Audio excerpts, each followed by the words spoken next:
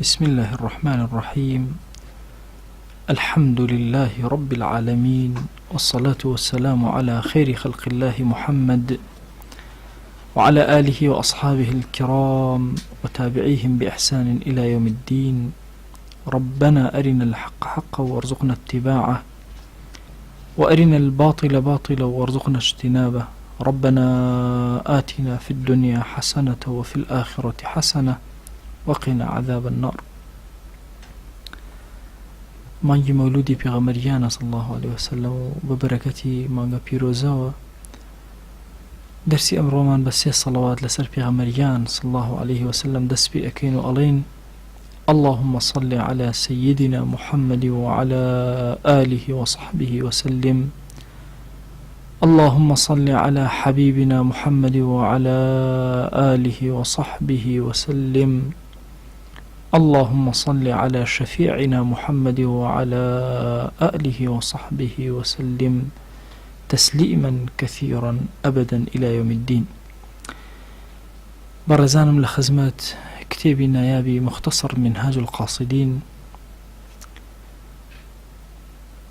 لدوای ئەوەی کە ئیمامی غەزالی باسی ڕێی کرد زۆر بە دوور و درێژی و تەفسیل. طبیعەتی ئیمامیش ئەوهایە بابەتەکان ڕائەگرێتەوە، زۆر ئەترسێنێ لە مۆزوعێک دوای هەندێک موژدەت ئەداتێ و دوای ئەوەش هەوڵ ئەدا وەسەتێک لەو نێوانە، چونکە فەلسەفەی ئیمامی غەزالی خۆی پێوتێ فەلسەفەی قەوام. فەلسەفەی قەوامی غەزالی یعنی وەسەطیت لە هەموو شتێکە، وەکانە بەینە ذالکە قەوامە. لەو ئاەتەوە وەرگیراوە لە نێوان زیادە ڕەوی و کەمتر خەمیە وەسەتێک حتمما لەو نێوانانە هەیە.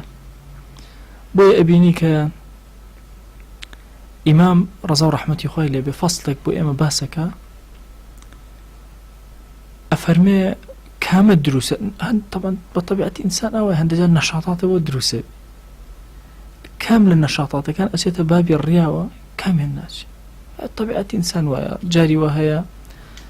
بە تەنهایە زۆر نەشیتە لە ناو خەڵکە تااقەتی، جارێ بە عەکسەوە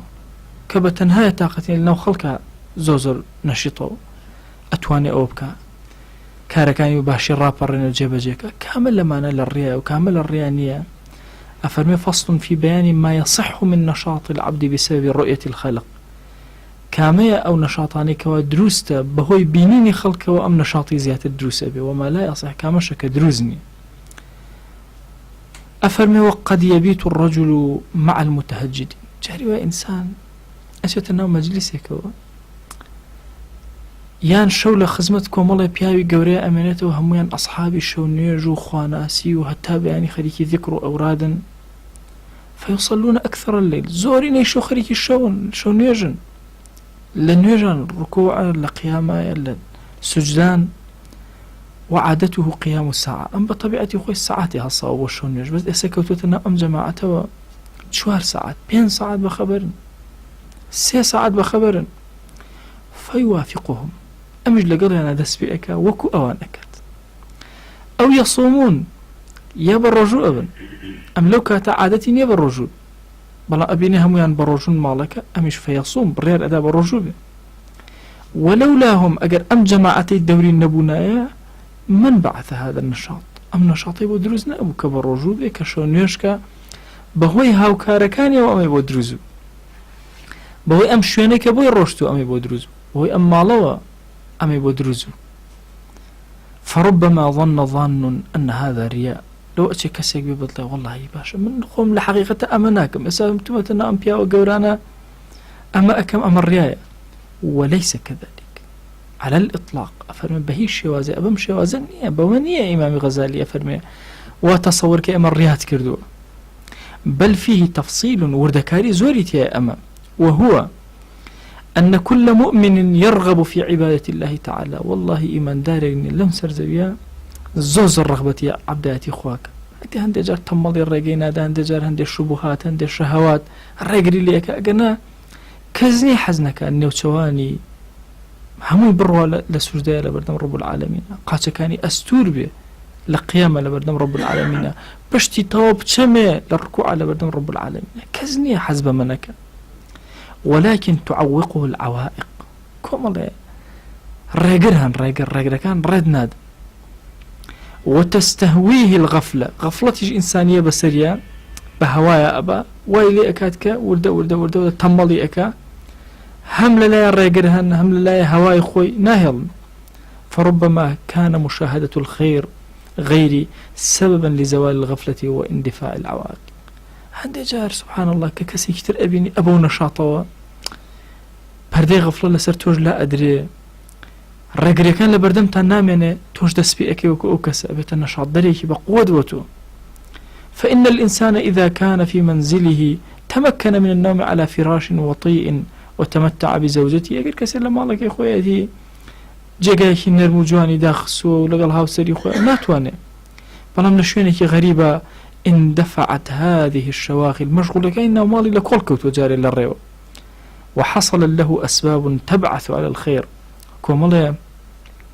هۆکار وهای لێ کردو کە پاڵی پێوەنێ بەرەو خێر یەکێک لەوانە چیە منها مشاهدة العابدين بەخوا ئەو هایە والله مشاهدة عابدين عارفين بەس ببینینیان ئینسان هێزێک لە ناخیا دروسە بێتوانە عیبادەتی زۆر گەورە بکە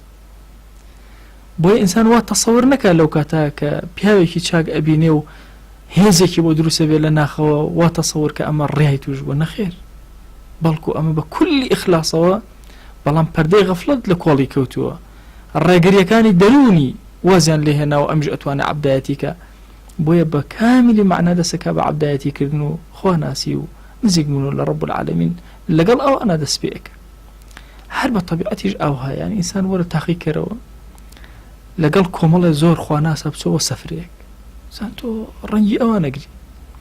ئەم مەسەلەی مانگەکەم خۆم کردو بە بولبول ئەڵێ دوو بولبول لە قەفەزێکا بن ئەگەر بێت و ڕەنگی یەک نەگرن دەنگی یەکەگرن بۆ چکە پێکەون بڕواکەن لەوەسە ڕەنگی یەکیش بگرن بالضبط ئەو هەیە الصاحب و ساحب هاوڵەکان ڕاکێشەرن ڕاتەکێشێ هاوڵەکە هاوڵێکی چاکە بەرەو خواناسی تەبە خراپە تەمەڵە دەکا دوور دەخاتەوە لە خواناسی بۆیە ئەمە فرسەتی ژیانن ئەم فرسەتانە و هەندێک جار هەندێک ئەشخاص هەن بەرەکەتدارن هەندێک شوێن هەیە بەرەکەتدارە هەر خۆی ئەمە ئەزانین لە قورئانە بەرەکەتی شخص هەیە بەرەکەتی شوێن هەیە ببکەتە مبارەکەن ئەو بەرەکەتی شخص وەقتی مبارەک هەیە في ليلة مباركة شخصي مباركة ما شاء وجعلني مباركا أينما كنت والله جاري بيايش مبارك كتو ابني تأثير كاريجري چندين محاضرة لسرتو دا أنا هرب الروحي باشي هيزي الروحي تأثير لتوأك بيغمري خاص الله عليه وسلم عندك أسأهات بوكشتني بس ببينيني أسايش الرويتي أكردن تا تسليم أبو وقتی لفكري تصوفه وقتی خوشی لكرسان هو بيانو توجه أنو الشيخ أو شيخية توجه كالا خلق توجه ما بس ينشيبو يعني أو ندد الله كي باق بي هر بنزيق بونا ويخلق لي تأثير لك الشيخ حقيقي أو هاي أو إني مثلا إنسان بيسي بابي متابعي كأبزام تشي أكاتو تشي ناكاتو أبزام دين دار نبيز ناكا بس نزيكي بويتو هزب أسايش وأراميك استش أو هاي ورن تحقيق أنا وهندي بياوي زور عابد هن بير هندي أفرتي زور عابدي بير ماون لنوكم الجاي أما برد دقل لي أنا داني شوف زان توش كاري قريق لسرتو داني زان شن هيزيان شن بقوته تأثير شون جذبي توك أو بيوت التوجه بوي إنسان وتصورنا كلو أشياء يشغلم كسادي كتو ابني كسيش مبارك به ببركتي أو توبكي تجوله أم شويني مباركة ماشا تو أخاته هيز وجوله يعني تو سري أم زمني وشكي إما مكان يعني برواكن جاران مثلا يجيبوا ملا معصم ملا بهاي قورا يعني أفرمي قبري يجيبوا خوي كردبو زيات الله هزارو أنا ختمي تيا كرد ختمي قرآني تيا كردو هر پیش بچه نو گورک ابي ام شونه چن مبارک بو به قرآن یکی لپیاچا کان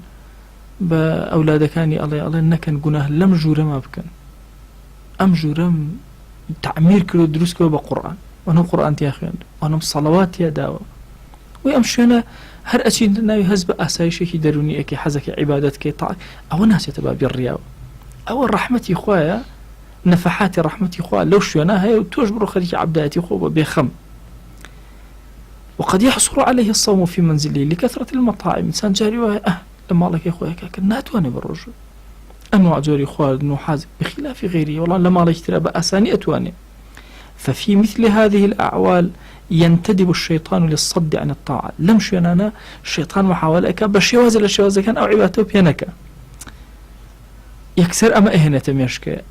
على أجر يكشت كي غيري أو يكخوت كردوته أو تو رياض كردو، فلا ينبغي أن يلتفت إليه لا بسيري لا بكرة ولا شيطان،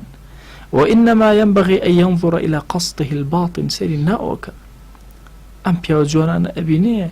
قد ما بس يوني ولا بهوي أمانة ومثلا بلن ولا أمش بيو شاك هل أصلا أنا بيو دلن أزان كي شيء أكاشينك أويك جرينجا لم كاتنا أما فرصد إنسان تيبقى وسيري وساوسي شيطانك والله يجاري وهي وساوسي الشيطان لو عبدت جوانتك فرصته هادو تبيشو أهو بطبيعتي على إستوب شو بسورة ولا عمري يبك بسورة إنه شاري في غمري خوه صلى الله عليه وسلم حل خوته النشاط ودروسه نزور كاللي أبو بريانا أمو أمشي نشيني الرياني يعني تو بروح هذا كي ساعات يبقري هيك يصيرك إنك هيك نو ناس يعني شي حلوة بقري لي بويا الرياناكي قرنية بلاته مهتمنية خلق سير مكاسير مكاسي وكزنا ناس والله أبي نظري إنسان لما دينايا لما كانت شون أبي اللي رجاوه هو كزنا ناس كي زين توشي كان عالمك مشهور بلا ونبوي هار ونبوي زور كاد أمو كربو خاتي خوا خلقي إسلامي بعد ضل يكخا أمو كاك النق نفري والله وبلا قورتين حزبي أم كرسانة برناو حاجة ونبي هار ونبي كزنا زان لكوي هار حزبك ونبي كسيتيانا مني أم بابا بين لبرخاتي خوا ضل كان يخين برواكن أميكا أرستانا كم يعني كأشيت أوشينا مباركة واللخوته والنشاط وطاقته بو أجر لنا مدينة ولا مزقتي في غمريانا صلى الله عليه وسلم أجر مليون الصلوات بدأ يشتا تيرنا خور برواكه يشتا بدل حزك بيك تدو مليون خو أجر 2 مليون صلوات بي بخواد الله هواري 6 مليونك هواري 2 مليون اللي إكا نشاطه قوته شواغل كان ما وشونك مباركة خواهي قولة دريو كردو بوي أو بيا صالحاني كليون همو شوينا كان يتريج بين أو تشبيه بين أو شوينا كان يتر أشيتا مالك وأشيتا مزقوتك وأشيتا سفريك وكمالك أسأبيني نكي الشيطان بتخلطين والله الريابازيتو بتقرين تدواوا برو عبداتي خوت كما ترسم هو الولي بخواهي دلكش الساغة كاتو ببركتي أو بيا وباشانيك لخزمتي أنا أبي ويختبر أمره بأن يمثل القوم في مكان يراهم ولا يرونه، فإن رأى نفسه تسخو بالتعبد فهو لله، وإن لم تسخ كان سخاؤها عندهم رياء. وقس على هذا أفرمي بين البيشاء يخود لمشينا هل ألمشينا وكأس آوى كاتب دسوى إسراحتها لنا أمز قوت جوانا دانشتوي بونمونا باش أجر أم خلقي كليرها أوان تو ببينو أوان تو نبينو تو أوان ببيني ألم شونا جوانا همان عبادة أكي يا نايكي أجر زايد همان عبادة أكي ألم شونا أو قوة بودروز بو حزد بعبادة بربيك أو حجر رياتيانة لبرخاتي خويا أجر زايد ألم شونا تشاكش أتو عبادة بيا ناكري إلا تشاوي أمان لسربي باش ألو كاتا أجر لدلبي أبي بيسو باكسازي بيسو تشكوشكاريكي دله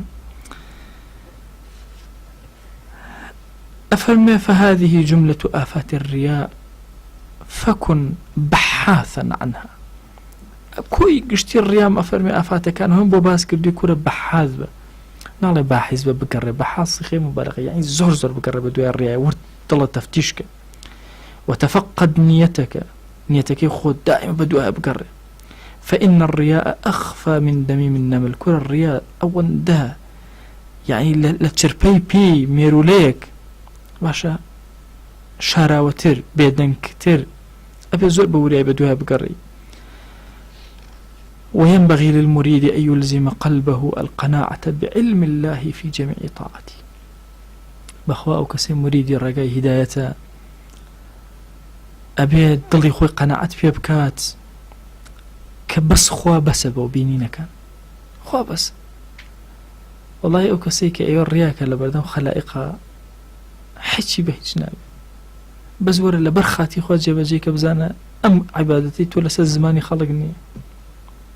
کە خوا پێی زانی و بڕیاری بۆ دای جارت بۆ ئەدا کە خوا جەلە جەلالوه لێت ناڕازی بوو مەهما کان شتی جوان کە هەر بە فیڕۆر ئەوەش لە دەست دەرەچێ خەڵک بڵێن پیاوی چاکە ئەمیشم چوو ئەویشم چوو یان ئەو پەڕەکەی وتیان چاکە بە چاکەیەوان تۆ چیت زیاد کرد هیچ وإنما يقنع بذلك من خاف الله ورجاه كي قناعت أكاد دڵی بەمەی کە بەس علمی خوا بینینی خوای بەلاوە گرنگ بێ ئەو کەسەی کەوە ئەترسێ لە خوا و ڕەجای زۆرە بەخوا ولا ينبغي أن يؤس نفسه من الإخلاص بأن يقول إنما يقدر على الإخلاص الأقوياء نابي إنسان توش يأز بيت بلا والله بس خلشي بهيز إخلاصيان بو دروس أبي إي والله منيش نازانا مشتكام لي تيكال أبي آخر زحمة زور إخلاص بوم قد نابي خوي بخلطين أبي هول بدا جهدك همو كسبه إذا كان جوكو أنبون ورده هول يندا إما لما مسألة إخلاصة مخلص من هي ومخلص من هي مخلص أوي خوي جهدك أيوة بيت هكذا بالرياء مخلص أوي طوابي كردوه كأنما أخوه هالي بجاردوه بالرياء إنه كان من المخلصين يوسف عليه السلام الشيطان الله شيء فبعزتك لأغوينهم أجمعين إلا عبادك منهم المخلصين يعني دواء مجاهدة زور لمخلص ويتا مخلص إن جاء الشيطان لك والله أقرنا ممكنة صجار شيطان بنا بدلتك تور ريابازي أوي بلام تقول بشي مخلصة جهادك أتوي كسيكي مخلص بي بلام ورده بلكت أرواسي ومخلص هرتون فكرة تصوفية هاتوا على إنساني مريد لمريدي خويا وأتويته وأبيته مراد فرزبته بلك إيمش لمسائل إخلاص همان شوازة مخلص من هي مخلص هلك العالمون إلا العاملون وهلك العاملون إلا المخلصون وهلك المخلصون إلا المخلص بو شكو أقول قناغي مخلصة هرب بمينيتو ديار خلالك يس شو مخلص زورنا منته هر فترة كأجته ودودة قناغي مخلصة استلم مسألة أو عباداني كسرا هر هم مخلص يعني كيه هي مخلص نبي أتو يسور عندي قد بدن لغصلك كيه هي لمسر زي مخلص نبي هم مخلص دزنيجك هم مخلص هو نجاتي بوت طو خلق شاوي لي نبي أو هر دزنيجك قايلو بي دزنيجك يبقى حر يجري كابو إنه كان مخلصا لبجي هناني فرزك ومن نيجك هر جابجيكين كابو مخلص لخدي نيجك بس ترتيب وهيئات وقرنكاري تيايا وتطور تيايا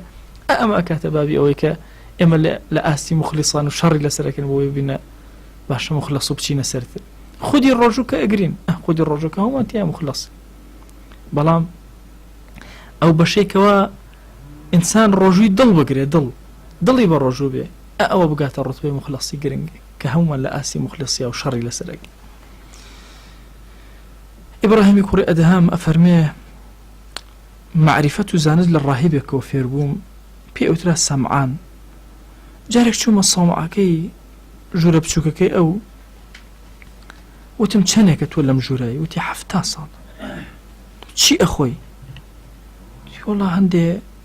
حمصة توزن نوكو أو أشتي بسيط توزك لو أخو خوادنيكي سادة باشا تشي واولي أكاد أم توز خوادنا بخوي فرموي ترى الذين بحذائك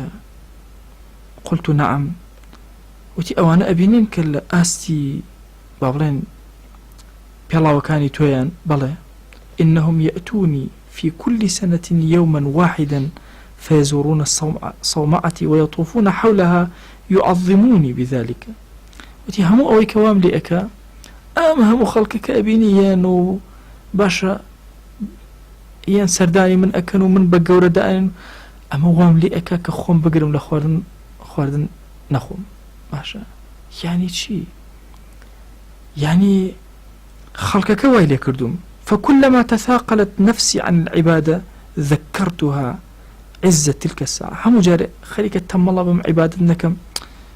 أو أبينمك أو خلق هرهميات وتعظيم من أوان يكسر أو مكا فأنا أحتمل جهد سنة لعز ساعة يكسال رخو ما نوأكم وأو ساعة تمدسك أولنا خلق بقوري سيرمك فاحتمل يا حنيفي وكسب باكك خود بقرأ جهدي ساعاتك حتى عز في أبخشي فوقر في قلبي المعرفة فوقر في قلبي المعرفة إن جاء إبراهيم يقول أدم أفرمي معرفة ناسين يخو أألر ولا ضلمنا جاكيك فقال أزيدك وتزياتر بيبلم قلت نعم قال أنزل عن الصومعة وبرو خوار وبرو فنزلت شم خوار وإبراهيم أفرمي فأدلى إلي ركوة فيها 20 حمصة ما شاء هنا كيبو شور كرد موا 20 بارچناني أوي كلا إندروس كرابو لا نوك بابلين أولي حاضر بو ثم قال لي ادخل الديرة فقد رأوا ما أدليت إليك برونا أو شالله ولو خواروا أوان شاويان ليك من أمان بو شور كردو عليك شوم سيركم نصاراهم يكوبون تو وتيان يا حنيفي ما الذي أدلى إليك الشيخ أو الشيخ شي بيداي قلت شيئا من قوتي اشتكي بيدام لهيزي خوي قال وما تصنع به يعني شي بيأكي نحن أحق به أبي إما تو مسلماني آخر إما مستحق تري إما نصارين لقى الأنبياء نحن أحق به ساو به بما نبخشه قلت 20 دينارا أبي 20 ديناري ألطون بني 20 ديناري ألطون دامي بوي أمشن نانا بشوك أم 20 نانا بدمي فرجعت إلى الراهب فقال أخطأت هالات كرت لو ساومتهم 20,000 لأعطوك أقرب 20 دينارك بيو ندانا بلو نكرد 20,000 بيستاي 20,000 بيعطاك اللي بقولنا الرقان هذا عز من لا يعبده أما عزي أو كسيك و عبداتي بوشيناكا بو بارو سروة سامان وبو أشتان نايكا خو أوا بيئدا فانظر كيف يكون عز من يعبد أي هاوار دور أجر كسيك باشا أو كسيك عبداتي ناكا أو حاليتي دور أو كسي عبداتي كأبيت شون بي يا حنيفي أقبل على عبادة ربك هو كسا مسلمان حنيفي يعني زور باك هو كسا زور باكك دبرو عبداتي خوابك لم قصة وداستانا سوديكي زور قورة ورقتي يعني برواكة جاري وهي يعني كسيك بخواناستي أجي يعني أجر شتيكي أو الدسكة زور بفخر وهاليك زور بقورة لي أرواني زور بعظيم أمشتية بيشتاوت شتيكي بسيط يعني مواصاي وفاتي كردو ومواصاي زور برزبو جاري دوستكم بيني زور فخري أكر بوي كبارشي لميزاركي لا أو بارشي كبشو فخري بمو أكر زور بقور تصور كباشا فخر أما هيكي هي مروفيك أمروفا چي كردو لخوا وزور نزيق بوا فخر بجلك يكر برواكن هرشي لخزمن أغفر ما يشتا أوستم عبد الله كوري أبي كاتي كمرت طبعا كوراكي زور تكليف كوري بياكي تشاكو مسلمان وصحابة تكليفي كرد إيه وسركي منافقة كان يا رسول الله صلى الله عليه وسلم بشكو عباكي خوتم بيتي كما كفن عباكي داي طبعا ولا ما زور قصيان لسر أما كرد لاك زور دي قد أدم كزانان كم ترقصيان لسر كردو ورا بيغمري خواه صلى الله عليه وسلم بز لبردلي أم صحابة باش أو عبا بيروزي خوي كتشن ببيروز سيريان كردو تسيم أكاكا بيشري لسروكي منافق كان طبعا ابن حجر أفرمي الدليل لسروي بركات ببيا وصالحة كان أكريه وزور أدلة فتح البارية بالتفصيل بأسكره وعلماء ترقصيان لسر كردو بس أولا أنا ورا بيغمري خواه صلى الله كيف بدل بيغمري خواه صلى الله عليه وسلم حزين نكردو أم عبا يخوي بابا عبد الله كوري أبي باشا آخر وسروكي منافق كان خواه بشاني داو كاتشي حرمة بو أم كوري ويضلي كوركي خوش بي عباكي خوي أدا بشرتي عباكا كردو طبعا عەبدوڵڵای کوڕی ئوبەی زۆر درێژ و زۆریش قەڵەو کەتەوە ئەباکە زۆر کورتی و بچوو بوو بە چ حاڵێ پێوەی پێچرا باشە دەی لەگەڵ ئەوە پێغەمبەری خوا صلی الله علیه وسلم دڵی ئەم کەسە بەلایەوە چۆن مڕاعاتی ئەو دڵی کردو ڕاکە لەم زەمانە بووە چۆنە بێ مڕاعاتی کەی کاکە مڕاعات چییە شەرعی خوا چۆنە ئاوە کاکە ئەوە شەرعی خوایە کە ئاوا مڕاعاتی ئەو دڵە بکرێت بۆ چونکە ئەم گەنجە هەموو هیوایەکی ئەوەیە باوکی هەر چۆنێ ببێنە بۆ ناو بەهەشت ئێ باوکی نایە سوور ئەزانێ ئەم کوڕە باوکی منافقە بەشکم تۆزێک بەهۆی ئەم عەباوە عەزابی لەسەر کەم بێت بەڵام سەیری ئەو ئەدەبەی پێغەمبەری خوا صلی الله علیه وسلم ئەو گەورەی ئەو کە ئێمە عەبایی خۆی عەتاکا بەم کەس دەی تۆ بیرکەرەوە کابرایەکی نەسارا لە ساومەعەکەی خۆی ئەوە دانیشتووە و خەریکی ئەوەیە ڕۆژانە کولێرەیەک ئەخوات پاشماوەی کولێرەکە گە بمێنێتەوە شەڕی لەسەر ئەکرێت ڕواکەن جارێک لە لای ماساڵکەی مدەڕیس دانیشتە بووم هەندێک ترێ و نانی خوارد تەبەن خواردنی زۆر کەم بوو مامۆستا دوایی خەڵک بۆڵ ئەپاڕەنەوە بۆ بۆڵە دەریان دەستکەی بۆ چونکە ئەبینە ئەم پیاوێکی خواناسە هەموو ئێوە ئیلتیماسی بەرەکەت کرد لێ فەرموو ئەم کەسە کەسێکی نەسارا تەنها لەبەر ئەوەی عزی سەعاتێکی دەستکەوێ بزانە چی ئەکە یەک ساڵ خۆی مانوو ئەکە تەنها ئەو ئەخوا خۆی برسی ئەکە لەبەرەوەی خەڵک بە تەعزیم سەیری کرد دێوەرە کەسی موسڵمانی حەنیفی تۆ ئەبێت چی بکەی ئەمە بە حەق خوا ناپەرسێ ئەوە کەسێ بە حەق ئەیپەرستێ ئەبێت چۆن بێ ئەبێت چۆن خۆی یەکلایی کاتەوە و چۆن لەگەڵ خۆیان نزیک بێتەوە واللهی کە نزیک بوویەوە کە پەیوەندی بۆ دروست کرد ڕیای چی و پەیوەندیکردن بە خەڵکەوە چی و حال لە پێشای ون نەبێ 20 کولێر ڕقەی ئەم 20,000 بکە باشە ئەوەندە خەڵک بە تەعزیم و بە ئەمە چی وای لێەکە ئەمە عەبدایەتی واللهی ئینسان کە عەبدایەتی کرد ڕازگۆ لەگەڵ خۆیە هەموو شتێکی ئەبێ مادە چییە سەر و سامان چییە ئەی بڕۆکەن ئەگەر ئیسلام نەبێت هەمومان شێتە بین ئەی تۆ وەرە ئیسلام چەند دڵە ئاسوودە ئەکە مصیبەت ڕوتیەکە الحەمدولillah بەخوا خوا ئیلا خێرە گەورەی تێ چاکە ڕوتیەکە الحەمدولillah من فەزیلەتێکە لە خۆوە من هاتووە هەموو لایەنەکان سوبحان الله بە حەمد و ستایشی خۆ تێکەڵی تێکەڵ لەگەڵ خوا ناسی و دیندارێکی عەجایبە أفرمي فقد بان بهذا أن استشعار النفوس عز العظمة في القلوب يكون باعثا إلى الخلق والله إنسان أعلم وتي أجاك أو كسي عظمتي أبيت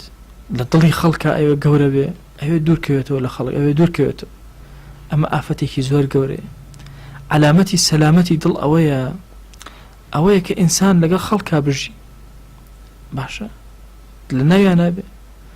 بەڵام چۆن بێ ئەو خەڵکە لە شوێنەکە نوێژ ئەکات مرۆڤێک لەویا بێ ئاژەڵێک لەویا بێ بەردێک لەویا بێ وەکو یەکوا بێ یەکسان بێت لای مرۆڤەکان چین ئەتۆ فەرموو مرۆڤەکان بزانە لە چ ئاسێکە خۆ ئینسان بۆچی تووشی ڕیا ئەبێ بۆ خۆی لەبەر ئەو ئیستیشعار بە عەزەمەت و ئەوێ خەڵک بە گەورە سەیرەکە بۆیە تووشە بێ بەڵام تۆ وەرە خەریکی عەبدایەتی ئەوانەی خۆت بۆ خوا ناسی خۆت بە لەبەر خاتی خوا خۆت یەکلا کەرەوە بزانە چی لە بەرامبەرە پێ عەتاءەکە هەر پێویست ناکە لاکەیتەوە کورە وەرە هەموو خەڵق و دار و بەرد و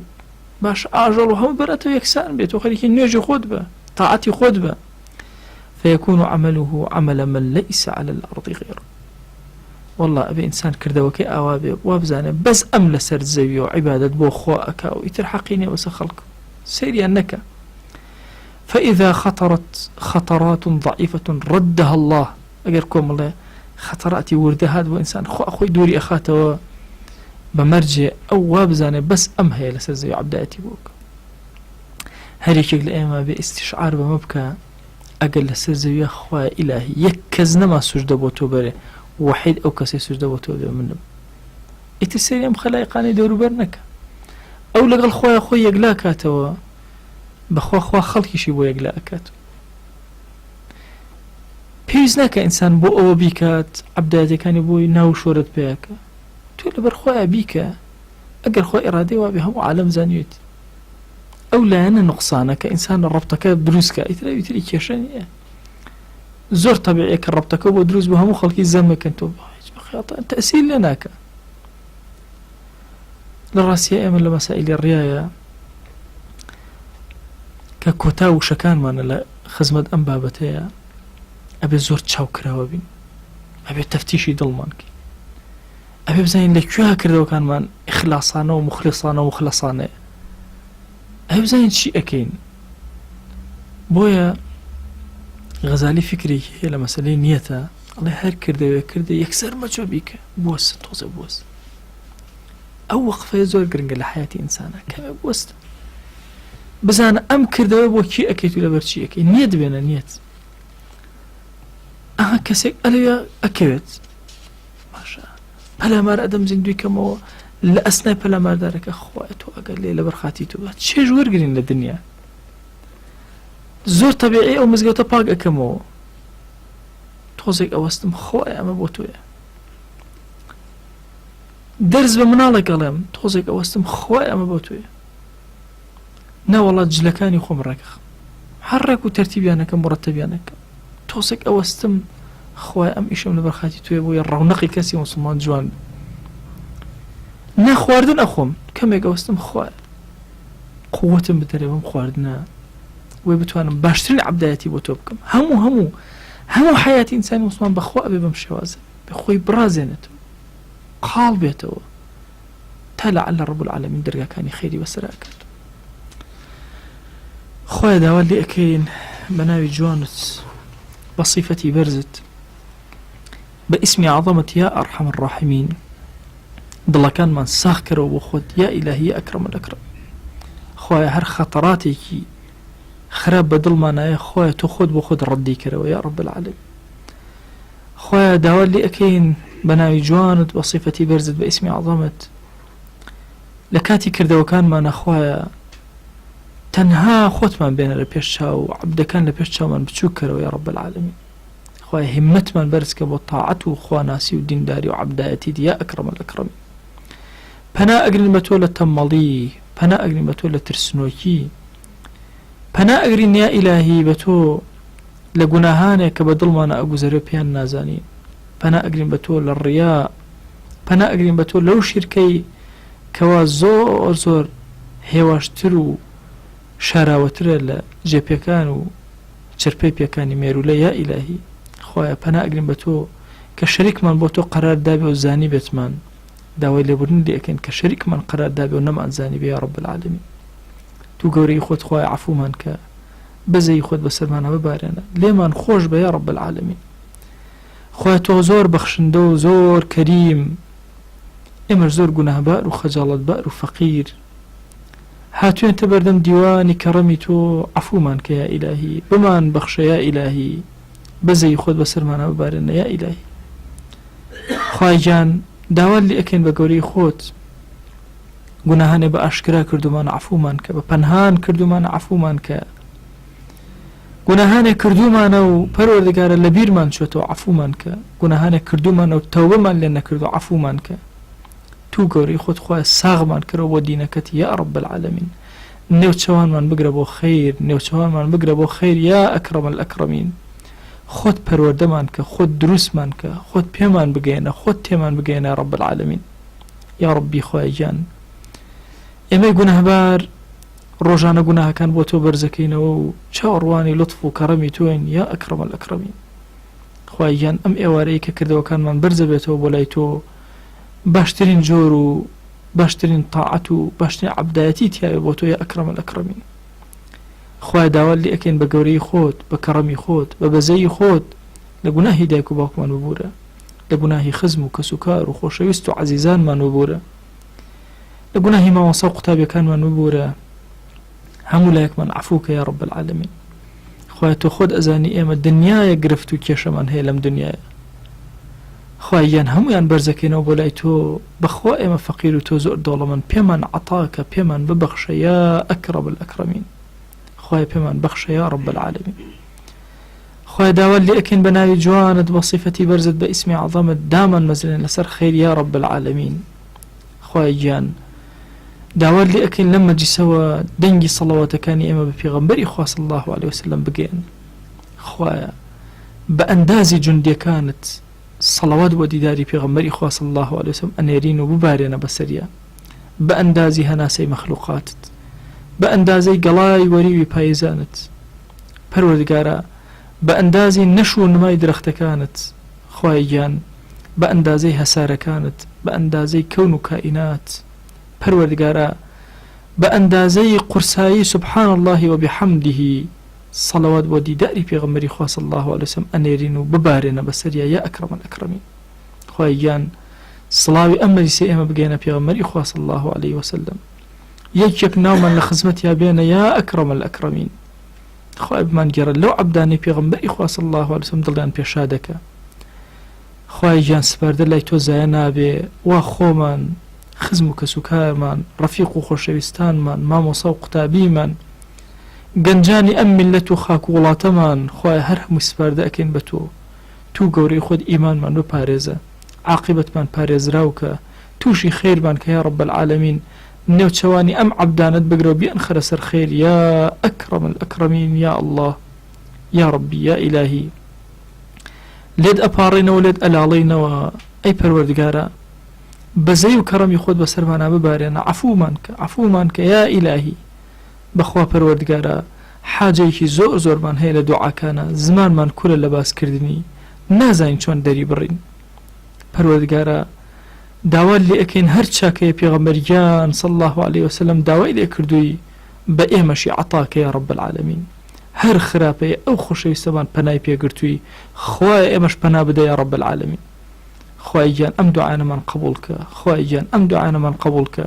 خوای گیان ئەم دوعانەمان قبوڵ کە آمين آمين والحمد لله رب العالمين وصلى الله على سيدنا محمد وعلى آله وصحبه وسلم تسليما كثيرا أبدا إلى يوم الدين خوي قول لقناه من الشيء أجبوري وسرفراز بن يا ربي خوالي من قبولك